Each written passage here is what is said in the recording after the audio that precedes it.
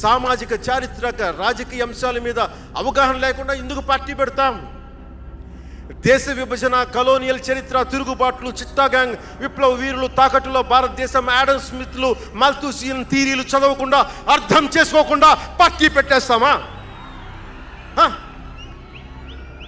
అంటే ఇవన్నీ ఇంత అవగాహన, ఇంత సామాజిక పరిజ్ఞానం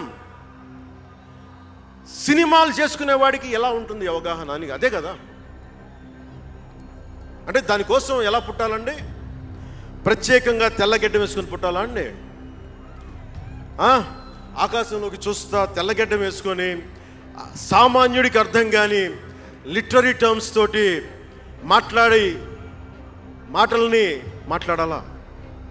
పోనీ పార్టీ పెట్టాలి అంటే నాన్న ముఖ్యమంత్రి అయి ఉండాలా? మావయ్య కేంద్ర మంత్రి అయి ఉండాలా?